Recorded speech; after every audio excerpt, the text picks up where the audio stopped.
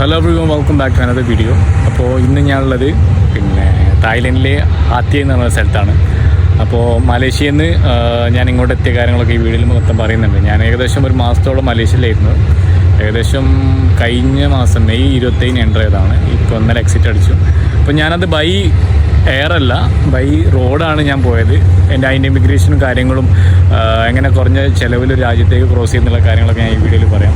അപ്പോൾ ഞാൻ ഒരുപാട് ഹാപ്പിയാണ്. കാരണം ഞാൻ ഒരുപാട് കാലമായിട്ട് ഞാൻ ആഗ്രഹിച്ചൊരു പ്ലാനിങ് എനിക്ക്, അതായത് മലേഷ്യ വരെ അവിടുന്ന് ബൈ റോഡ് ഇങ്ങനെ പോവാം. പക്ഷേ ബുദ്ധിമുട്ടൊന്നും കൂടാതെ, അതിൻ്റെ ഇടയ്ക്ക് കുറേ പ്രശ്നങ്ങളൊക്കെ ഉണ്ട്, അതൊക്കെ സോൾവ് ചെയ്തിട്ട് ബുദ്ധിമുട്ടൊന്നും കൂടാതെ ഏകദേശം ഇവിടെ എത്തിയിട്ടുണ്ട്.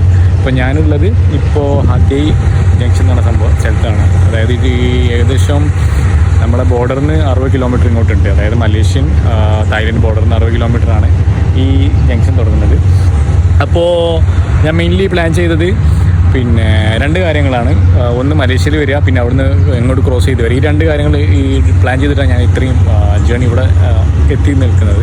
അപ്പോൾ ഇതിൽ എനിക്ക് മെയിൻലി പറയാനുള്ളത്, എനിക്ക് ഓവർ പൈസ ചിലവായിട്ടൊന്നുമില്ല. ഒരുപാട് ആൾക്കാർ ഇതിൻ്റെ ബഡ്ജറ്റും കാര്യങ്ങളൊക്കെ ചോദിക്കുന്നുണ്ട്. അധികം എനിക്കൊന്നും ചിലവായില്ല. പക്ഷേ കമ്പാരിറ്റീവ്ലി ബാങ്കോക്ക് കുറച്ചും കൂടി എക്സ്പെൻസീവ് ആണ് മലേഷ്യനെ അപേക്ഷിച്ച്. കാരണം ബാങ്കോക്ക് ഞാൻ കുറച്ചും കൂടി ചീപ്പറാണ്. ചില കാര്യങ്ങളൊക്കെ ചീപ്പറാണ്, പക്ഷേ ചില കാര്യങ്ങളിൽ ഔട്ട് സൈഡ് നമ്മൾ ഫുഡും കാര്യങ്ങളൊക്കെ കുറച്ചും കൂടി എക്സ്പെൻസീവ് ആണെന്ന് തോന്നുന്നത്. ഞാൻ ഹാത്തി എത്തിയിട്ടുള്ളൂ. ഇനി ബാങ്കോക്കിൻ്റെ അവസ്ഥ ഇതിലും എക്സ്പെൻസീവ് ആണെന്ന് അറിയില്ല. ഇവിടുത്തെ കാര്യങ്ങൾ ബഡ്ജറ്റ് അനുസരിച്ചാണ് ഞാൻ റിട്ടേൺ ഫ്ലൈറ്റ് ബുക്ക് ചെയ്യുന്നത്. അപ്പോൾ ഞാൻ മലേഷ്യയിൽ എങ്ങനെ ഇവിടെ എത്തുന്നുള്ള കാര്യങ്ങൾ ജസ്റ്റ് ഈ വീഡിയോയിൽ പറയാം. അപ്പോൾ എനിക്ക് ആകെ ചിലവ് വന്നത് ഇവിടെ എത്താൻ ഏകദേശം 2000 റുപ്യാണ്. ഏകദേശം നമ്മൾ റിങ്കറ്റ് പറയുകയാണെങ്കിൽ ഒരു 100 റിങ്കറ്റിൻ്റെ അടുത്ത് എനിക്ക് ചിലവ് വന്നിട്ടുണ്ട്. അതായത് ഏകദേശം ഒരു മാസം ഞാൻ മലേഷ്യയിൽ നിന്ന്, അവിടുന്ന് മലേഷ്യയിൽ നിന്ന് കോലാലംപൂരിൽ നിന്ന് TBS ബസ് ടെർമിനലിൽ നിന്ന് ഹാത്തിയയിലേക്ക് ഡയറക്റ്റ് ഒരു ബസ് കിട്ടുന്നുണ്ട്. അതിൻ്റെ ഇടയിലാണ് ഇമിഗ്രേഷനും കാര്യങ്ങൾ. അതായത് പതങ് ബസാർ എന്ന് പറഞ്ഞൊരു സ്ഥലത്ത് എത്തുന്ന സമയത്താണ് ഇമിഗ്രേഷനുള്ള. ഇമിഗ്രേഷൻ്റെ വീഡിയോ ഞാൻ അതിൽ എടുത്തിട്ടുണ്ട് അറിയില്ല. കാരണം 4 മണിക്ക്, അപ്പോൾ എനിക്ക് വീഡിയോ ഷൂട്ട് ചെയ്യാനൊന്നും പറ്റിയില്ല. അപ്പോൾ 4 മണിക്ക് ഏകദേശം 4-4:30 ആകുമ്പോൾ അവിടുന്ന് ഇമിഗ്രേഷൻ കഴിഞ്ഞ്, അതായത് ആദ്യം മലേഷ്യയിൽ നിന്ന് എക്സിറ്റ് അടിക്കണം. പതങ് ബസാറിൽ നിന്ന് കുറച്ചും കൂടി മുന്നോട്ട് പോകുന്ന സമയത്ത് മുദ എന്ന് പറഞ്ഞ സ്ഥലമാണ്. മുദ അതായത് തായ്ലൻഡാണ്. അത് മുദ എന്ന് പറഞ്ഞ സ്ഥലം തായ്ലൻഡ്. അപ്പോൾ തായ്ലൻഡ് എമിഗ്രേഷനാണ് പിന്നെ നമുക്ക് ചെയ്യാനുള്ളത്. മലേഷ്യൻ എക്സിറ്റ് ആയിട്ട് തായ്ലൻഡ് സീൽ അടിക്കണം. കാരണം ഇപ്പോൾ 30 ഡേയ്സ് ഇന്ത്യൻസിന് വിസ ഫ്രീ ആണ്. അതുകൊണ്ട് പിന്നെ നമുക്ക് ഓവർ ടെൻഷൻ അടിക്കേണ്ട കാര്യമൊന്നുമില്ല. വിസക്ക് അല്ലെങ്കിൽ 4000 റുപ്യക്ക് 2000 ഭാഗത്ത് നമ്മൾ വിസക്ക് കൊടുക്കണം. ഇപ്പോൾ അതില്ല.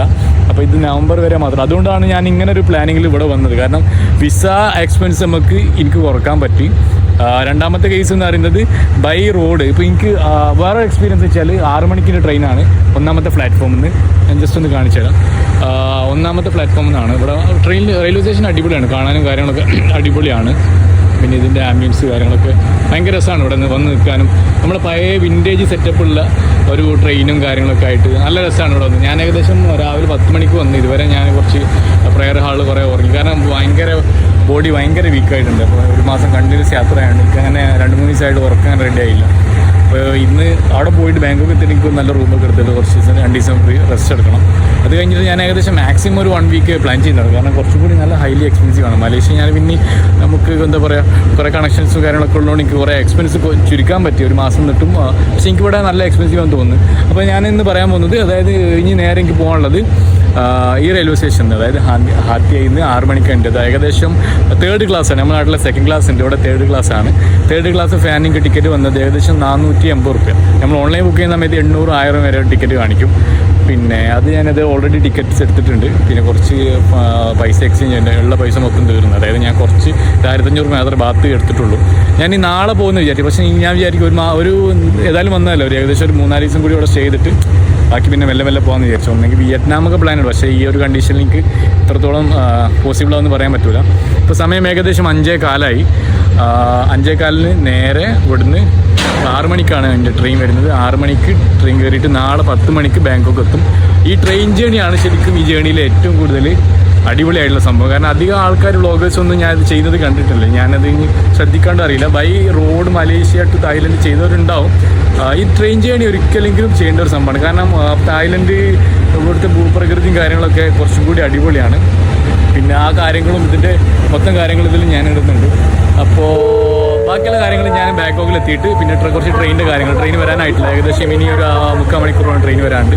അപ്പോൾ ട്രെയിൻ വന്നിട്ട് ട്രെയിനിൻ്റെ കാര്യങ്ങളൊക്കെ ആയിട്ട് നമുക്ക് പിന്നെ ഇത് തന്നെ കാണാം. ഓക്കെ, അങ്ങനെ കഴിക്കാൻ കുറച്ച് ഫ്രൂട്ട്സും കാര്യങ്ങളൊക്കെ വാങ്ങി. ഞാൻ അധികം യാത്രയിൽ സ്പൈസി ആയിട്ടുള്ള പുറത്തുള്ള ഫുഡ് അങ്ങനെ കഴിക്കാറില്ല. ലൈറ്റായിട്ട് എന്തെങ്കിലും കുറച്ച് ഫ്രൂട്ട്സും കാര്യങ്ങളും വാങ്ങും. കാരണം ഞാൻ ഇതുപോലെ മലേഷ്യയിൽ നിന്ന് കഴിച്ച സമയത്ത് പിന്നെ 2 ദിവസം പെട്ട് കിടന്നിട്ടുണ്ട്. അങ്ങനെ കുറച്ച് ആപ്പിള് കാര്യങ്ങൾ ഫ്രൂട്ട്സൊക്കെ കുറച്ച് എക്സ്പെൻസീവാണ്. നമ്മുടെ നാട്ടിലെ പോലെ കിലോക്കല്ല അധികം കൊടുക്കുന്നത്. ഇവിടെ റെയിൽവേ സ്റ്റേഷൻ്റെ ഏകദേശം 1 കിലോമീറ്റർ നടന്നു പോയി കഴിഞ്ഞാൽ നമുക്ക് മാർക്കറ്റും കാര്യങ്ങളൊക്കെ കാണാൻ പറ്റും. അവിടെ പോയിട്ട് നമുക്ക് ആപ്പിള് അതുപോലെ ഫ്രൂട്ട്സും കാര്യങ്ങളൊക്കെ വാങ്ങാം. അങ്ങനെ ഏകദേശം ഞാൻ ഒരു 5-6 ആപ്പിളും കാര്യങ്ങളൊക്കെ വാങ്ങി. അപ്പോൾ ഇനി ഇത് കഴിക്കണം. പിന്നെ നാളെ രാവിലെ വരെ ഉള്ള ഫുഡും കാര്യങ്ങളും ഓൾറെഡി കീപ്പ് ചെയ്തിട്ടുണ്ട്. കാരണം പുറത്തുനിന്ന് നമ്മൾ വാങ്ങാൻ കിട്ടുന്ന ചിക്കൻ ഒന്നാമത് ഹലാലല്ല, രണ്ടാമത്തെ കേസ് പറഞ്ഞത് പിന്നെ നമുക്കത്ര കംഫർട്ട് ആവണമെന്നില്ല. അപ്പോൾ പുറത്തുനിന്ന് അധികം ഇങ്ങനെ ബ്രെഡും ജാമും അങ്ങനത്തെ കാര്യങ്ങളൊക്കെ ആയിട്ടാണ് മാനേജ് ചെയ്ത് പോകുന്നത്. അപ്പോൾ ഇതിൻ്റെ അടുത്തുള്ള കുറേ ഷോപ്പുകളിൽ ഇതുപോലെ നമ്മുടെ നാട്ടിലെ റെയിൽവേ സ്റ്റേഷൻ മാതിരിയല്ല. അപ്പോൾ റെയിൽവേ സ്റ്റേഷൻ്റെ അടുത്തൊക്കെ ഇതുപോലെ കുറച്ച് കിയോസ്കും സ്റ്റാളുകളൊക്കെ ഉണ്ട്. അപ്പോൾ ഓരോരുത്തർ ഓരോന്ന് നമ്മൾ യാത്ര ചെയ്യുന്ന സമയത്ത് തന്നെ ഓരോന്ന് വേണമെന്നൊക്കെ ചോദിക്കും. ഏകദേശം എല്ലാ ഐറ്റമും തുടങ്ങുന്നത് ഒരു 50-30 ഭാഗത്താണ്. നമ്മുടെ നാട്ടിലെ 70-80 റുപ്യ ആ ലെവലൊക്കെ വരും. ഇതുപോലെ ചിക്കനും കാര്യങ്ങളും ഒക്കെ അവിടെ ഫ്രൈ ചെയ്ത് വെച്ചിട്ടുണ്ട്. അപ്പോൾ അതിൻ്റെ കൂടെ തന്നെ ചെറിയൊരു പിന്നെ റൈസ് ഐറ്റം നമുക്ക് കിട്ടും. അത് കോംബോ ആയിട്ടാണ്. അതിന് ഏകദേശം 120 ആണ്. അതിൽ ചെറിയൊരു ചിക്കൻ പീസും അതുപോലെ ചെറിയ റൈസും കിട്ടും. അങ്ങനെ ഇത് ഇങ്ങനെ നടന്നു പോകുന്ന സമയത്ത് ഇവിടെ കുറച്ച് ഇത് ഫസ്റ്റ് പ്ലാറ്റ്ഫോമാണ്, 1ാമത്തെ പ്ലാറ്റ്ഫോമാണ്. ഇവിടെ കുറേ സ്റ്റാളും കാര്യങ്ങളും ഇത് എല്ലാ സൈഡിലും ഉണ്ട്. ഇത് സ്റ്റാളിലൂടെ എൻഡാവും.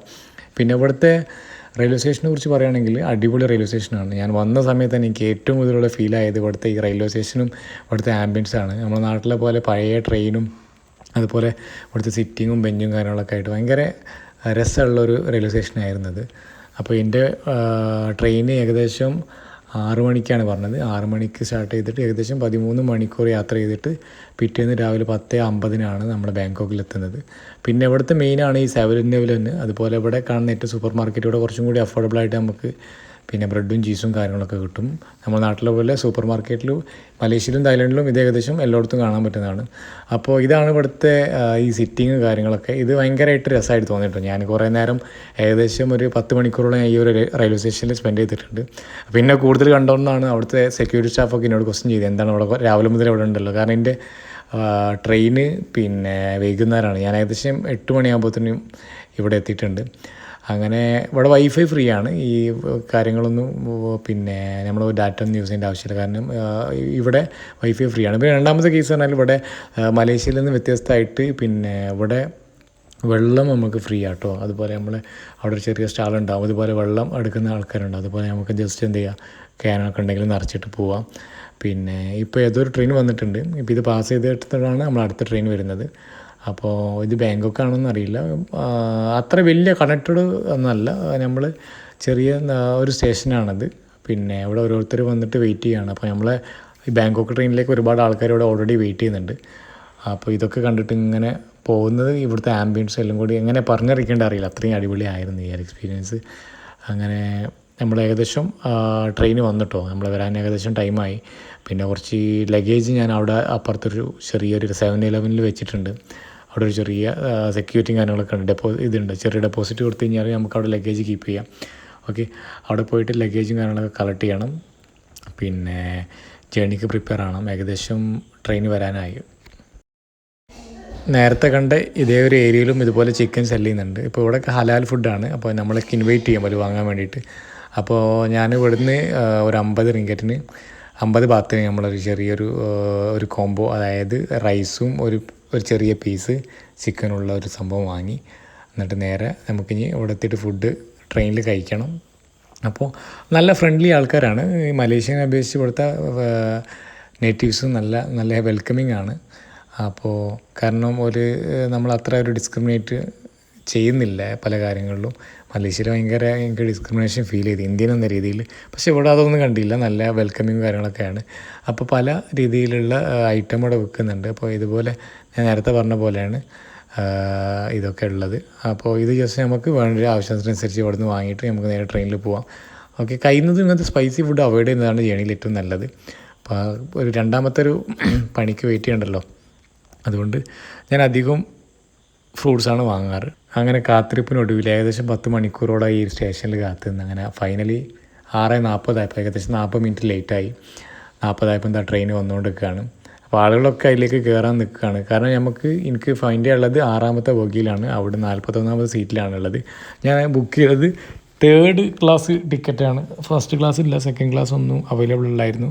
അങ്ങനെ ലാസ്റ്റ് ഒരു ടിക്കറ്റ് ഇല്ല എന്ന് പറഞ്ഞു. അങ്ങനെ ഞാൻ ബസ്സിൽ പോകാനൊക്കെ നേരത്തെ അവർ ജസ്റ്റിനെ വീണ്ടും കോൾ ചെയ്തു, ടിക്കറ്റ് ഉണ്ടെന്നൊക്കെ പറഞ്ഞു. അങ്ങനെ ഇതിൽ 6ാമത്തെ ബോഗിയിലാണ്. ഇതിൽ നമ്പർ കാര്യങ്ങളുണ്ടാവും. അത് ജസ്റ്റ് നമ്മൾ നോക്കിയിട്ട് ഇതിപ്പോൾ 2ാമത്തെ ബോഗിയാണ്. അതുപോലെ അതിൽ നമ്പർ കാര്യമാണ്. അതിൽ 6ാമത്തെ ബോഗി കയറിയിട്ട് പിന്നെ അങ്ങനെ എനിക്ക് സീറ്റ് കിട്ടിട്ടോ. ഞാൻ പെട്ടെന്ന് വീഡിയോ എടുക്കാൻ കഴിഞ്ഞില്ല. അതേപോലെ ഞാൻ ഉള്ളിൽ കയറി. ഇനി ഇതിൻ്റെ ഉള്ളിലും ഇതുപോലെ നമ്മൾ നാട്ടിലെ പോലെയൊക്കെ ഓരോ ഐറ്റമൊക്കെ ആയിട്ട് ഇവർ വരുന്നുണ്ട്. പിന്നെ അത്യാവശ്യം കുഴപ്പമില്ലാത്ത നല്ല സീറ്റ് കിട്ടി. ഏകദേശം വിൻഡോ സീറ്റ് തന്നെ കിട്ടി. നല്ല ഹാപ്പി ആയി. കാരണം ഞാൻ ഈ ജേണി ഒരുപാട് ടൈമായിട്ട് ഞാൻ പ്ലാൻ ചെയ്തതാണ്. അങ്ങനെ ഈ വിൻഡോ സീറ്റ് തന്നെ കിട്ടി. മുന്നിൽ ഒരു ലേഡി ഉണ്ട്, പിന്നെ കുറച്ചപ്പുറത്ത് ഇന്തോനേഷ്യക്കാരുണ്ട്. ഇതാണ് ഇതിലെ സ്ലീപ്പറിൻ്റെ കോച്ച്. അപ്പോൾ ജസ്റ്റ് നടക്കുന്ന സമയത്തൊക്കെ നല്ല നമ്മുടെ നാട്ടിലെ മാതിരി ഒന്നല്ല കേട്ടോ. ഭയങ്കര വൃത്തിയും കാര്യങ്ങളൊക്കെ ഉണ്ട്. ഇവർ തന്നെ ചേഞ്ച് ചെയ്യും. നമ്മൾ നാട്ടിലെ ട്രെയിനിൻ്റെ അവസ്ഥ പിന്നെ പറയേണ്ട ആവശ്യമില്ലല്ലോ. അങ്ങനെ ഈ യാത്രകളൊക്കെ കണ്ടിട്ട് നമുക്ക് അടിപൊളിയായി പോവാം.